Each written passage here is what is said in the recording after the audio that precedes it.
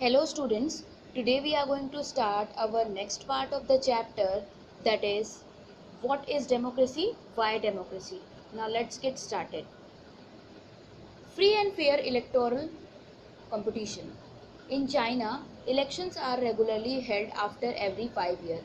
China में election होते हैं हर 5 साल में for electing the countries president, जिससे कि वो कंट्री के प्रेसिडेंट को चुनते हैं. Tango Renmin Daibio Dahui, that means National People's Congress.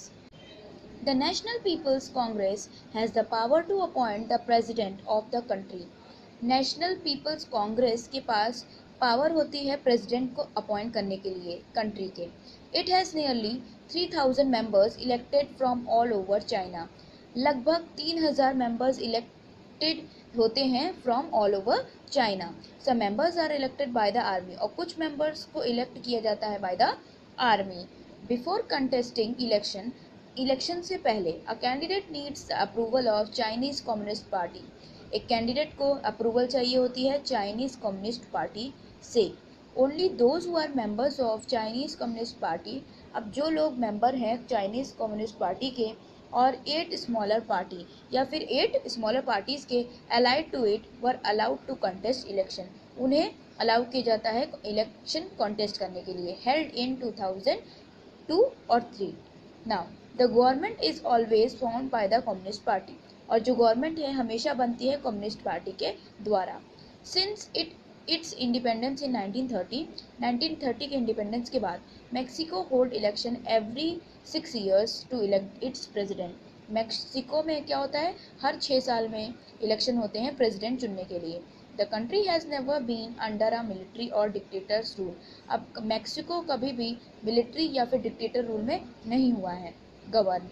But until 2000 every election was won by a, लेकिन 2000 साल 2000 तक every election was won by a, हर इलेक्शन जीता गया है by party called PRI, that means Institutional Revolutionary Party.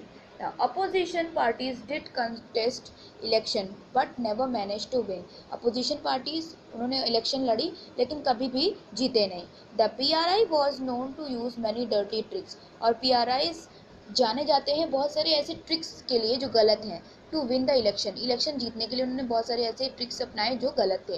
ठीक है.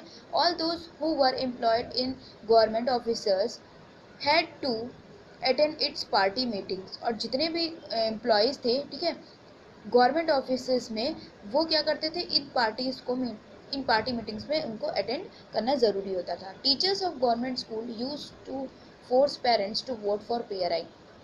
Government school के जो टीचर्स थे, ठीक है, वो फोर्स करते थे पेरेंट्स को कि वो PRI को वोट दें. Media largely ignore the activities of opposition political parties, और मीडिया इग्नोर कर देती थी ऑपोजिशन पार्टी के जो भी एक्टिविटीज़ हैं उन्हें, एक्सेप्ट टू क्रिटिसाइज देम, और क्या करती थी, ज़्यादा से ज़्यादा ऑपोजिशन पार्टी को क्रिटिसाइज करती थी. ठीक है. Sometimes the polling booths were shifted from one place to another. कभी कभी तो जो पोलिंग बूथ्स है वोटिंग के लिए उनको शिफ्ट कर दिया जाता था एक प्लेस से दूसरी प्लेस पे. In the last minute, means voting से लास्ट कुछ ही मिनट पहले ही बूथ्स को शिफ्ट कर दिया जाता था from one place to another, which made it difficult for people to cast their vote, जिससे लोगों को बहुत मुश्किल हो जाती थी, ठीक है, अपने वोट्स देने में. PRI spend a large some of money in the campaign for its candidate. अपने कैंडिडेट्स के लिए PRI बहुत ज़्यादा अमाउंट में मनी स्पेंड करता था, ठीक है, campaign. Should we consider the elections described above as examples of people electing their rulers? क्या हमें जो above example हमने देखा उसमें ये कहीं पे भी लग रहा है कि लोग अपने रूलर्स को सेलेक्ट कर रहे हैं, इलेक्ट कर रहे हैं? Now, reading these examples, we get a sense that we cannot. और इन एग्जाम्पल्स को पढ़ने के बाद तो ऐसा नहीं लगता कि हाँ, मतलब जो कॉमन लोग थे उन्होंने सेलेक्ट किया अपने लीडर्स को. There are many problems here. इनमें बहुत सारी दिक्कतें. In China, the elections do not offer the people any serious choice. China में जो इलेक्शन थे उन्होंने लोगों के लिए बहुत सारे चॉइस नहीं दिए थे, ठीक है. They have to choose the ruling party and the candidates approved by it. अब लोगों को वही पार्टी चूज करनी थी जो वो खुद अप्रूव कर रहे थे, ठीक है. Can we call this a choice? अब इसे हम लोगों की चॉइस कह सकते हैं. इन द मैक्सिकन एग्जाम्पल, हमने मैक्सिको के एग्जाम्पल में देखा, people seem to really have a choice. लोगों के पास चॉइस तो थी but in practice they had no choice. लेकिन जब वो वोट करने जाते थे तो उनके पास क्या चॉइस थी? मेन टाइम पे जो पोलिंग बूथ थे वही चेंज हो जाते थे, तो उनके लिए प्रॉब्लम हो जाती थी।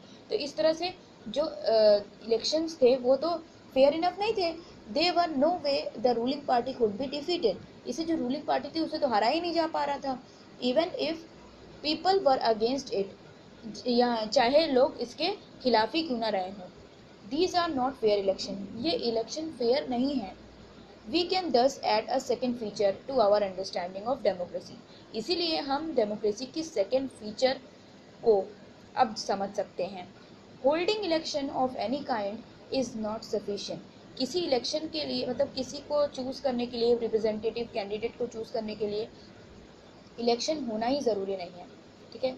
The election must offer a real choice. इसमें रियल चॉइस मिलनी चाहिए between political alternatives, clear, and it should be possible for people to use this choice. अब जो इलेक्शन होती है उसमें लोगों को चॉइस मिलनी चाहिए और political alternative, that means option मिलने चाहिए कि वो किसे चूज़ करना चाहते हैं, उनके डिज़ायर्स क्या हैं। And it should be possible for people to use this choice, और ये पॉसिबल होनी चाहिए लोगों के लिए कि वो इस पावर को, इस चॉइस को यूज़ कर सकें। To remove the existing ruler, उन रूलर्स को जो पहले से ही रूल कर रहे हैं, उन्हें मान लीजिए अच्छे से गवर्न नहीं हो रही है पर्टिकुलर पार्ट, पर्टिकुलर कंट्री, तो उसको, लोगों को चॉइस होनी चाहिए कि वो पुरानी वाली जो गवर्नेंस है उसको रिमूव करके न्यू गवर्नेंस ला सकें, इफ दे विश सो, अगर वैसा चाहते हैं तो। So a democracy must be based on a free and fair election. इसीलिए जो डेमोक्रेसी है वो बेस होनी चाहिए, मतलब आधारित होनी चाहिए फ्री और फेयर इलेक्शन पे। Where those currently in power have a chance of losing, जिनके पास, जब जो करंटली पावर में है रूलिंग पार्टी, उसका चांस हो हारने का, क्योंकि अगर उसका हारने का चांस होगा तभी तो दूसरी पार्टी या दूसरी कैंडिडेट को हम चूज कर पाएंगे, ठीक है, और पुरानी वाली को रिमूव कर पाएंगे लोग, clear. We shall find out more about a democratic election in chapter 3। हम इसके बारे में और ज़्यादा पढ़ेंगे डेमोक्रेटिक इलेक्शन के बारे में चैप्टर 3 में। One person, one vote, one value. Earlier, we read about how the struggle for democracy was linked to the demand for universal adult franchise. Now, पहले हमने पढ़ा, ठीक है, कि स्ट्रगल फॉर डेमोक्रेसी, जो स्ट्रगल थी डेमोक्रेसी की, वो लिंक थी किस डिमांड से? यूनिवर्सल एडल्ट फ्रेंचाइज की डिमांड से। अब यूनिवर्सल एडल्ट फ्रेंचाइज क्या होता है? वो राइट जो हर एक सिटीजन को दिया जाता है कि वो कॉन्स्टिट्यूशन के थ्रू कि सभी लोग after attaining prescribed age, that is 18+, clear, तो उस एज के बाद वोट कर सकते हैं, क्लियर। तो हर एक पर्सन की वोटिंग राइट होती है, तो यही है क्या? Universal adult franchise. Now this principle has now come to accepted almost all over the world. अब ये जो सिद्धांत है यूनिवर्सल एडल्ट फ्रेंचाइज का, कि सभी को वोट देने का अधिकार है आफ्टर 18 ईयर्स के बाद, ठीक है, तो ये हर जगह पूरे विश्व में अपनाया जा चुका है। Yet there are many instances of denial of equal right to vote, लेकिन इसके लिए बहुत अभी भी कुछ ट्रेसेस मिलते हैं इस यूनिवर्सल एडल्ट फ्रेंचाइज के को ना मानने के, equal right to vote. Now until 2015 तक in Saudi Arabia women did not have the right to vote. Saudi Arabia की जो विमेन थी, ठीक है, जितनी भी महिलाएं थी, उन्हें वोट देने का अधिकार नहीं था। Estonia has made its citizenship rules in such a way, Estonia ने अपने सिटीजनशिप रूल कुछ ऐसे बनाए थे that people belonging to Russian minority, तो जो लोग रशिया के माइनॉरिटी ग्रुप से बिलोंग करते थे, find it difficult to get the right to vote, उनके लिए मुश्किल थी वोटिंग राइट में, ठीक है, उन्हें राइट नहीं मिलते थे वोटिंग के लिए। In Fiji, the electoral system is such that the vote of an indigenous Fiji has more value than that of an Indian Fijian. अब फिजी में जो इलेक्टोरल सिस्टम था वो इस तरह से मैनेज था कि जो वोट था इंडिजीनियस फिजी का, दैट मीन्स वहाँ पे रहने वाले जो लोग थे उनका जो वैल्यू था वोट का वो ज़्यादा था than that of an Indian Fijian. Indian Fijian से के वोट से ज़्यादा वैल्यू रखता था इंडिजीनियस फिजी का। Now, democracy is based on a fundamental principle of political equality. Democracy जो है बेस्ड है फंडामेंटल प्रिंसिपल पे, दैट मीन्स सिद्धांत पे, ऑफ पॉलिटिकल इक्वालिटी, जिससे पॉलिटिकल स्टेबिलिटी होनी चाहिए, इक्वालिटी होनी चाहिए. That gives us the third feature of democracy. यहीं से हमें तीसरी फीचर मिलती है डेमोक्रेसी की. वो क्या है? In a democracy each adult citizen must have one vote and each vote must have one value.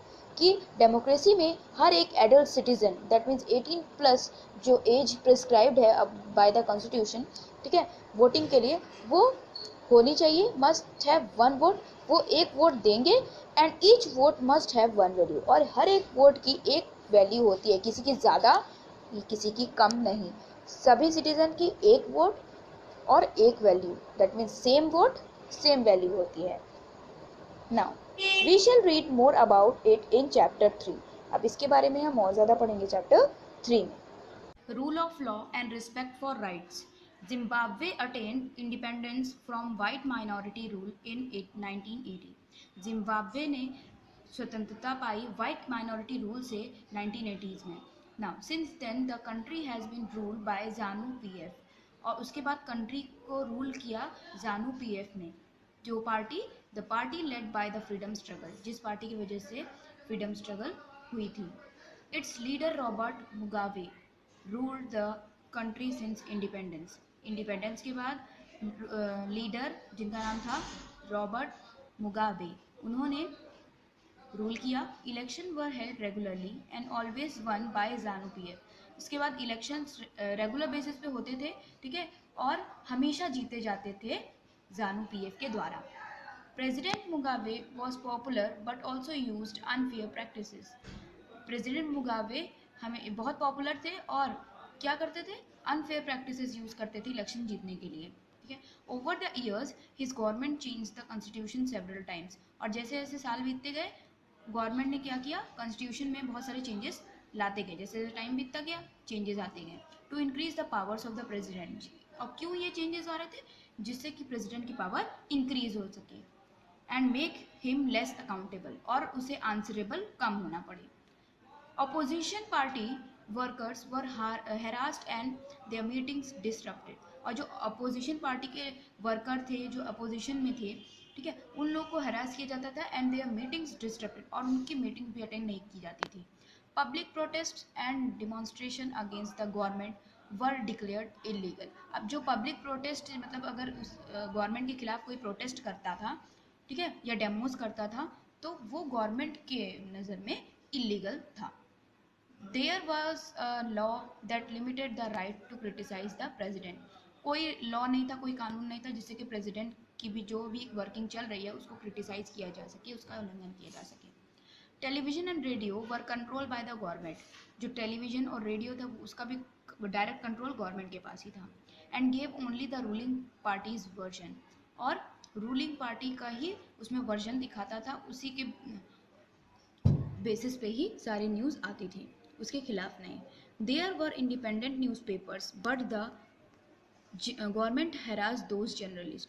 अब इंडिपेंडेंट न्यूज़ पेपर्स भी थे, लेकिन गवर्नमेंट उसके लिए भी अनइक्वलिटी करते थे. Who went against it. जो भी जर्नलिस्ट उनके खिलाफ जाते तो उनके लिए भी पनिशेबल ऑफेंस लग जाता. The government ignored some courts judgement.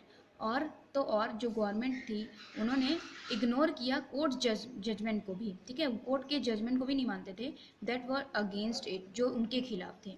And pressurise जजेस. और जजेस को प्रेशराइज करते थे, ठीक है, अपने हित में judgement. He was forced out of office in 2017. और 2017 में उसे ऑफिस से निकाला गया. The example of Zimbabwe shows that popular approval of the ruler is necessary. अब ये जो एग्जाम्पल है जिम्बाब्वे का, वो ये बताता है कि अप्रूवल रूलर की ज़रूरी है डेमोक्रेसी में, but it is not sufficient. लेकिन ये काफ़ी नहीं होता. Popular government can be undemocratic. और पॉपुलर गवर्नमेंट अनडेमोक्रेटिक हो सकती है. Popular leaders can be autocratic. और पॉपुलर लीडर क्या हो सकते हैं? ऑटोक्रेटिक. अपने रूल्स को फोर्सफुली फोर्स कर सकते हैं किसी पे. If we wish to assess a democracy, it is important to look at the election. अगर हमें पूरा एम्फेसिस चाहिए डेमोक्रेसी में या डेमोक्रेटिक गवर्नमेंट चाहिए तो ये ज़रूरी होता है कि इलेक्शन को लुक आफ्टर किया जाए, but it is equally important to look before and after the election. और ये भी ज़रूरी होता है कि इलेक्शन से पहले क्या एक्टिविटीज़ हो रही हैं, इलेक्शन के बाद क्या एक्टिविटीज़ हो रही हैं। There should be sufficient room for normal political activity. Sufficient room होना चाहिए पॉलिटिकल एक्टिविटी के लिए, इंक्लूडिंग पॉलिटिकल अपोजिशन। इसमें अपोजिशन का भी रोल होना चाहिए in the period before election, election से पहले। This requires that the state should respect some basic rights of the citizen. इसमें ज़रूरत होती है किसी भी स्टेट को कि वो रिस्पेक्ट करे बेसिक राइट्स को, जो सिटीजन का बेसिक राइट है अकॉर्डिंग टू कॉन्स्टिट्यूशन।